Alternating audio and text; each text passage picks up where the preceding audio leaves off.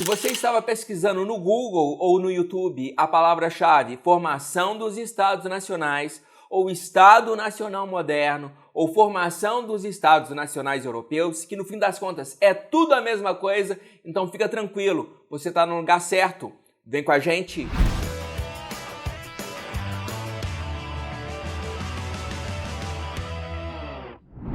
Oi pessoal, eu sou o Jenner Cristiano do canal Histórias São Humanas. Se você está em busca de aulas com narrativas visuais para nunca mais esquecer, então inscreva-se em nosso canal e deixe o seu like como forma de reconhecimento do nosso trabalho. Seja membro do nosso canal e apoie o seu produtor de conteúdo. A aula já vai começar! Falando é com o Jenner Cristiano. Fui bem na prova lá. A sequência da aula de hoje é esta aqui. Em primeiro lugar, nós vamos analisar o conceito de Estado Nacional Moderno. Na sequência, a gente analisa o conceito de nação e compara com o Estado Nacional, que na verdade é uma treta que rola até hoje em algumas partes do mundo, embora o nosso estudo fique concentrado na Idade Moderna, séculos XV ao XVIII. Não tem como fazer isso sem mencionar a questão das temporalidades históricas, mas na hora certa eu falo sobre isso. A gente ainda vai analisar as novas relações de poder estabelecidas entre o rei, a Igreja Católica, a nobreza e a burguesia. E para fechar essa primeira aula, nós vamos fazer uma comparação entre a estrutura administrativa do feudalismo e do Estado Nacional, pois afinal de contas as mudanças foram bem significativas.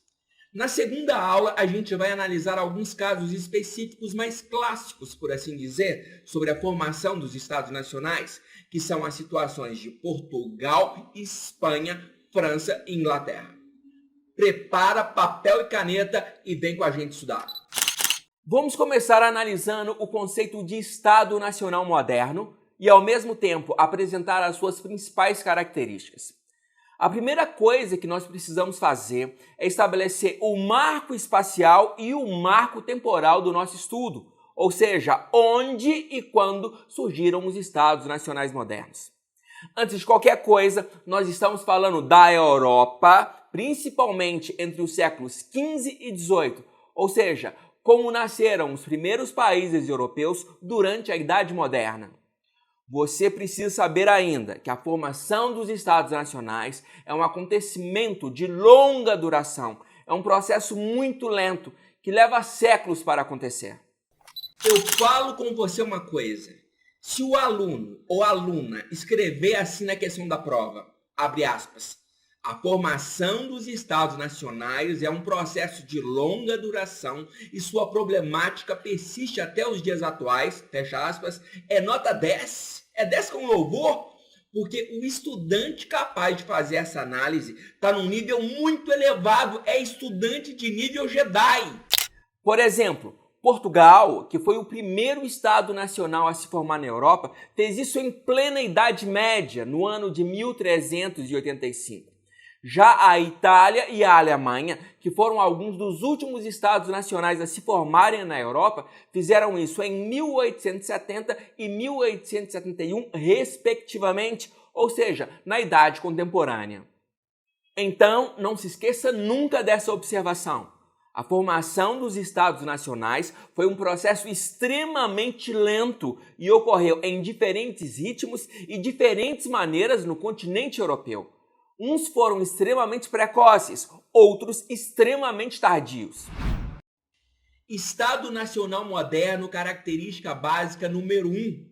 O Estado é uma instituição com poder político centralizado, ou seja, no lugar da fragmentação do poder político entre os vários senhores feudais, o poder foi gradualmente concentrado nas mãos de uma única pessoa, representada pela figura do rei. Assim como os outros senhores feudais, o rei era um nobre, fazia parte da nobreza.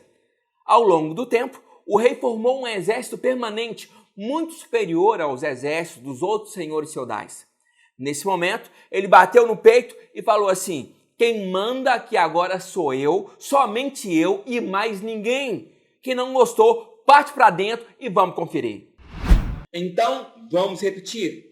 O Estado Nacional é uma instituição com poder político centralizado nas mãos do rei, e dessa forma ele passou por cima da autoridade dos senhores feudais. Para ficar ainda mais fácil o seu entendimento, no feudalismo existiam vários centros de poder. Cada feudo era comandado por um senhor feudal que tinha o seu próprio exército, a sua própria lei, o seu próprio imposto. Com o Estado Nacional, isso vai desaparecendo gradativamente, processo de longa duração, e o rei passa a ser o único centro de poder dentro de um determinado território. É por isso que nós falamos em poder político centralizado na pessoa do rei nos Estados Nacionais modernos. Estado Nacional Moderno, característica básica número 2. Um dos elementos mais importantes na construção dos Estados Nacionais foi a formação de um exército comandado pelo rei, ou seja, o rei é o senhor da guerra, o rei é o chefe militar supremo do Estado Nacional. O exército é o responsável pela ordem interna. Em outras palavras, o exército vai utilizar a força para fazer com que todos obedeçam às leis criadas pelo rei. Este mesmo exército é o responsável pela defesa do território nacional em caso de ataques externos. Dito de outra forma, se houver ataques de inimigos estrangeiros de qualquer natureza, quem vai defender o território é o Exército Nacional. Em resumo, a força militar era de fundamental importância para que o rei fosse capaz de governar e impor a sua autoridade sobre a população. É importante fazer duas observações. Em primeiro lugar, o exército do rei era superior à força militar dos senhores feudais e, dessa forma, todos os nobres foram gradativamente se submetendo à autoridade do rei. Em segundo lugar, parte do exército do rei era composto por mercenários, ou seja, homens que prestavam serviço militar em troca de um pagamento em dinheiro ou terras. Estado Nacional Moderno, característica básica número 3. A terceira característica básica, essencial, fundamental para a formação de um Estado Nacional é o território. Sem território não existe Estado Nacional. Portanto, o conceito de território é crítico para a compreensão desta aula. Presta atenção! Território é um espaço geográfico onde são estabelecidas relações de poder. Repetindo, território é um espaço geográfico onde são estabelecidas relações de poder. Dito de outra forma, território é um pedaço de terra, um espaço geográfico em que alguém manda e do outro lado alguém obedece. Entendeu? Se é território, existem relações de poder. Um manda e o outro obedece. O território é uma divisão política administrativa caracterizada pelo estabelecimento de relações de poder e onde são criadas fronteiras entre países, regiões, estados, municípios, bairros e inclusive áreas de influência restritas ao comando de certos grupos.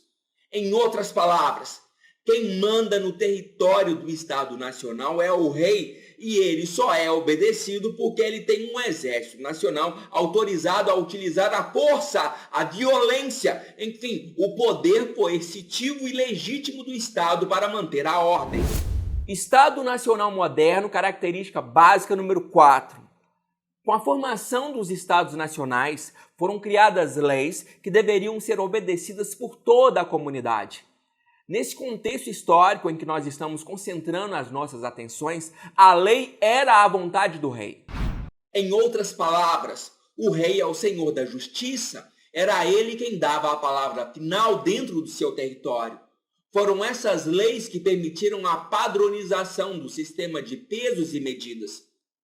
Presta atenção! Durante o feudalismo existiam variadas formas de pesar e medir as coisas, porque cada feudo dominado pelo seu próprio senhor feudal tinha o seu próprio padrão de medidas. E isso causava um grande problema, uma grande dificuldade para as trocas comerciais. Por exemplo, imagina você indo na padaria comprar pão e fazendo pagamento em reais. Aí chega outro e faz o pagamento em dólar. Mais um e faz o pagamento em ouro em pó. Mais outro e faz o pagamento com uma moeda com mistura de prata e cobre. Pense ainda que não existiam casas de câmbio para estabelecer o valor de uma moeda em relação às outras.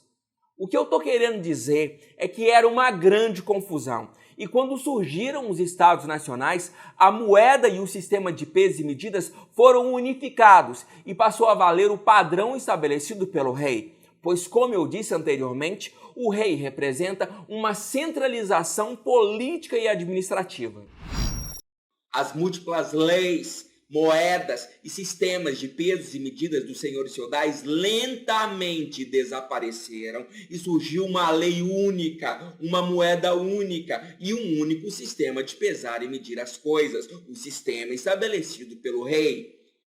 Em resumo, a unificação da moeda, das leis e do sistema de pesos e medidas foi extremamente vantajoso para a prática comercial. E isso, por sua vez, favoreceu a burguesia, o grupo social que vivia do comércio. Estado Nacional Moderno, característica básica número 5. O Estado Nacional não consegue sobreviver se não houver um sistema nacional de cobrança de impostos. Sem impostos, o Estado comandado pelo rei não consegue fazer absolutamente nada. Veja bem, os homens que prestavam serviços militares no exército precisavam receber seus pagamentos, principalmente os mercenários. Dessa forma, sem impostos, seria impossível manter um exército nacional permanente. Sem falar ainda de outros gastos, pois o exército precisava de armas, transporte, abrigo, alimentação e tudo isso custava muito caro. E participar de uma guerra custava muito mais caro mesmo. Sem impostos, tudo isso era inviável e é importante lembrar que o crescimento do comércio refletia automaticamente no aumento da arrecadação de impostos. O comércio só ficou mais intenso porque as moedas e o sistema de pesos e medidas foram unificados. Além disso, a presença do exército proporcionava mais segurança para os mercadores nas estradas ao transportar suas mercadorias. Uma coisa estava totalmente interligada com a outra. Bom, o rei não conseguia cobrar esses impostos sozinho. Por isso, outro elemento fundamental nos estados nacionais foi a criação de uma burocracia, ou seja, um conjunto de funcionários que auxiliavam o rei na administração do estado, principalmente organizando o Sistema Nacional de Cobrança de Impostos. O burocrata nada mais é do que o funcionário do rei auxiliando na administração do Estado. Então, a partir de agora, você não precisa ficar com medo quando ouvir as palavras burocracia ou burocrata, pois já sabe que eles eram funcionários do rei recrutados principalmente entre a nobreza.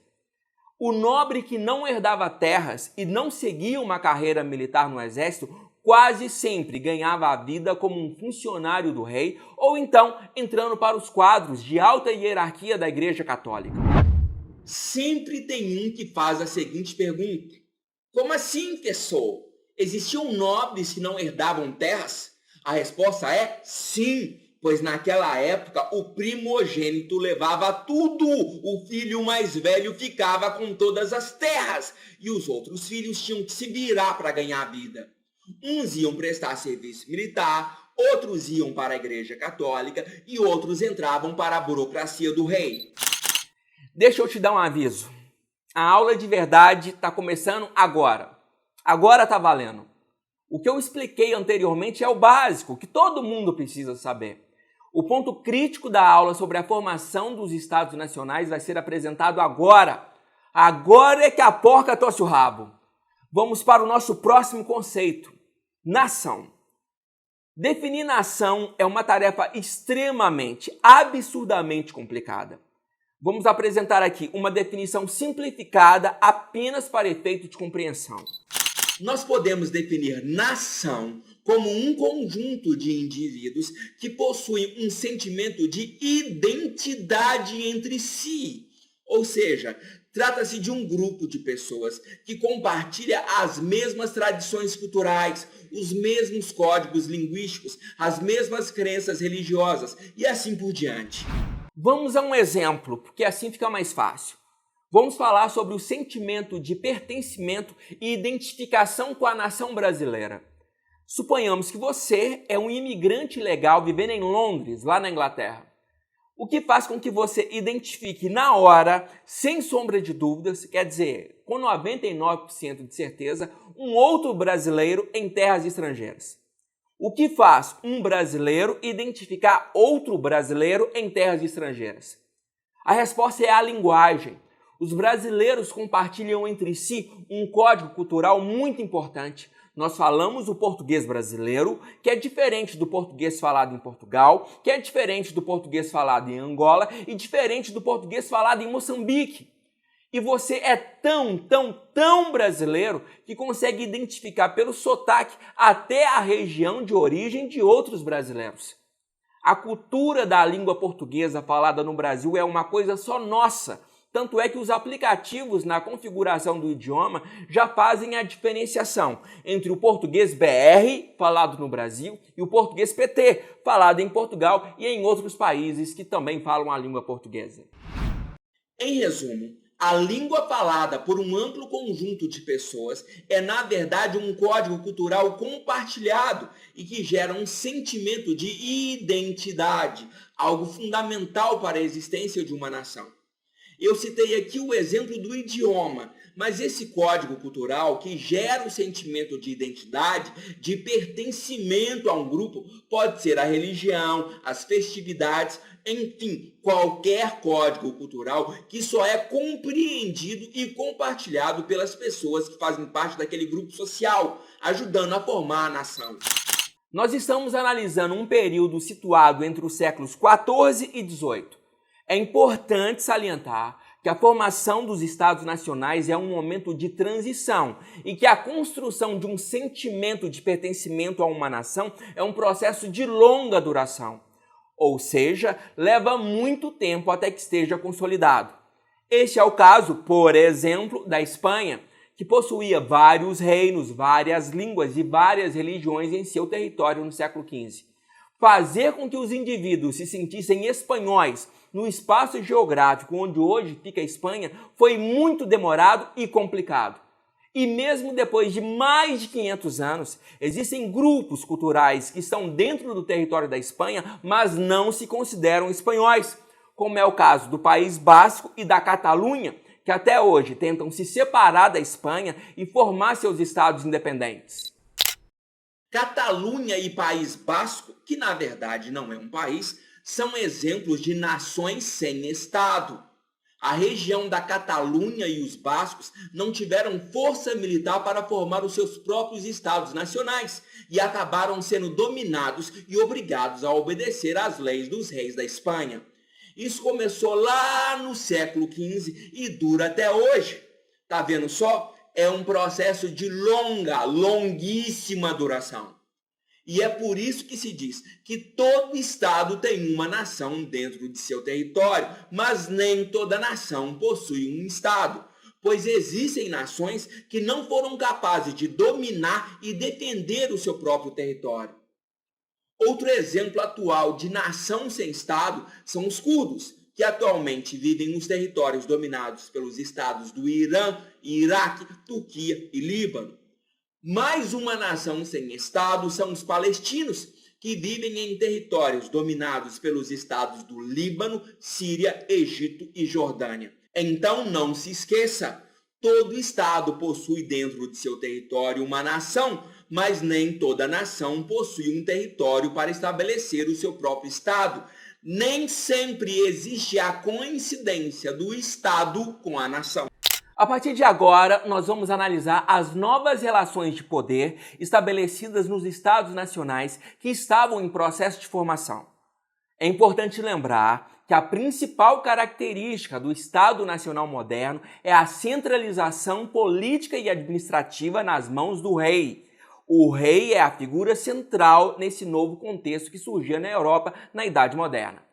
É importante destacar ainda que, embora o rei acumulasse muitos poderes em suas mãos, ele dependia do apoio de muitos grupos sociais para ter condições de governar. Em primeiro lugar, um dos resultados da formação dos Estados Nacionais foi a redução do poder da Igreja Católica e do poder quase universal do Papa. Lembre-se que a Igreja Católica foi a instituição que mais se fortaleceu ao longo de toda a Idade Média. A Igreja Católica dominava os corações, as mentes, os comportamentos de toda a sociedade. Desobedecer às regras da Igreja Católica poderia significar a morte ou a completa exclusão social. A Igreja Católica era uma instituição muito rica e também era dona de muitas terras na Europa. Os papas, os chefes políticos da Igreja Católica, possuíam o seu próprio exército e ele era utilizado sempre que necessário para fazer valer os interesses da Igreja. Porém, com a centralização do poder político nas mãos do rei, foi ele quem passou a dar a palavra final dentro do território do Estado. O rei tinha, a partir daquele momento, um exército nacional permanente superior às forças militares da Igreja Católica, e isso provocou muitas mudanças. O poder político centralizado nas mãos do rei reduziu o poder do Papa e da Igreja, pois a partir daquele momento as regras da Igreja Católica só teriam validade dentro do território do Estado Nacional com a autorização do rei. O rei tinha que autorizar tudo, caso contrário, nada feito. O outro grupo enfraquecido pela formação dos estados nacionais foi a nobreza. Quando o rei formou seu próprio exército profissional, ele reduziu a sua dependência em relação aos exércitos dos senhores feudais. Antes, o rei era obrigado a pedir a ajuda dos nobres feudais para promover uma guerra.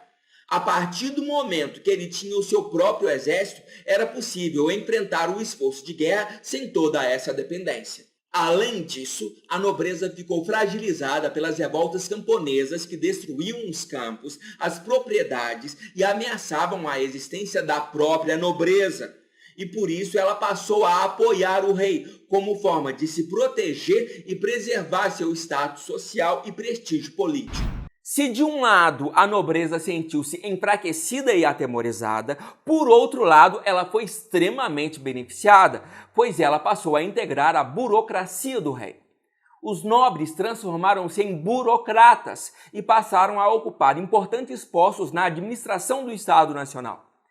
Estes cargos na burocracia proporcionavam importantes rendas à nobreza e davam a ela também o poder de participar das decisões políticas mais importantes tomadas pelo rei.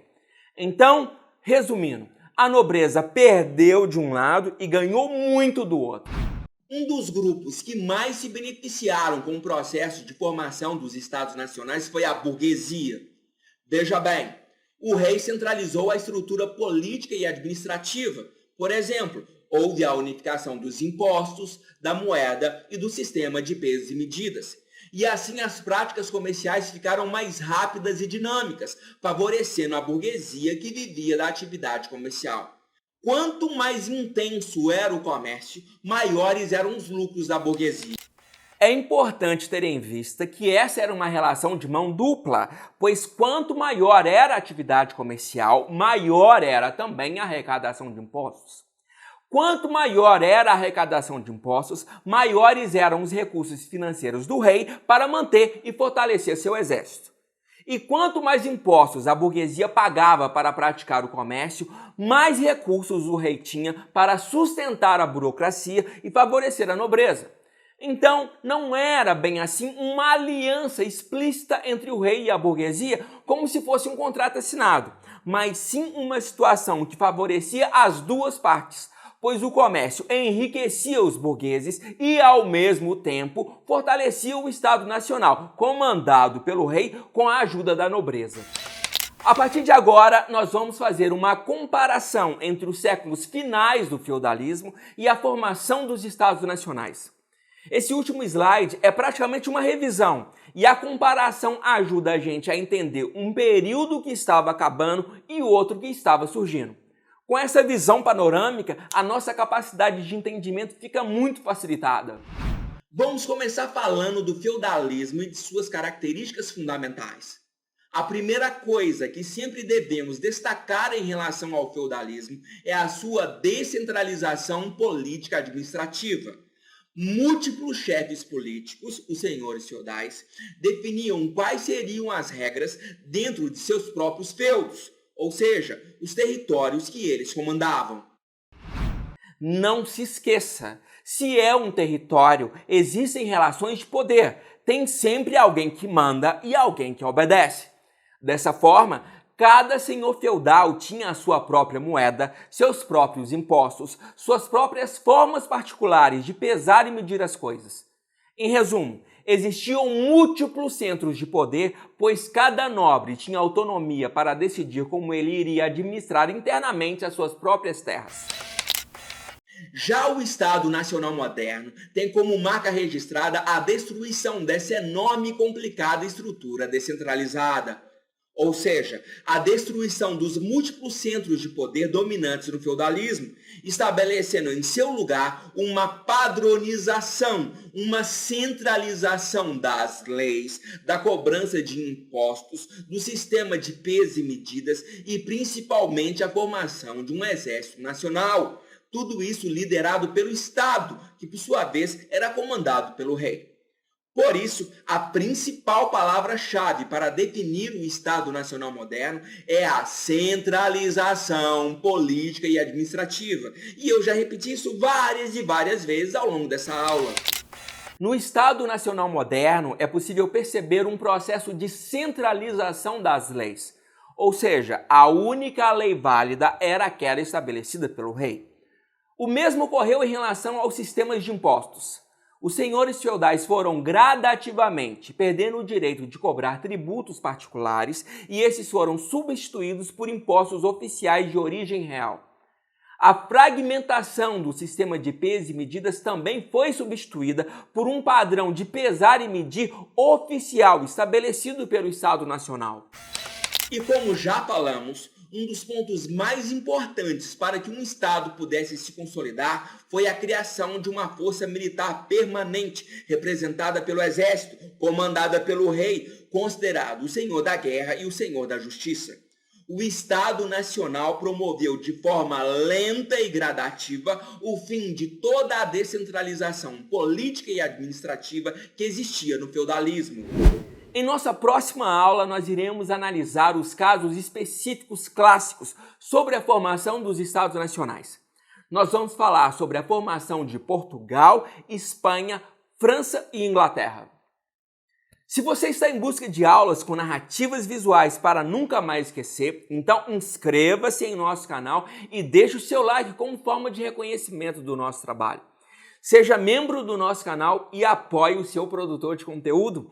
Desde já, o meu muito obrigado.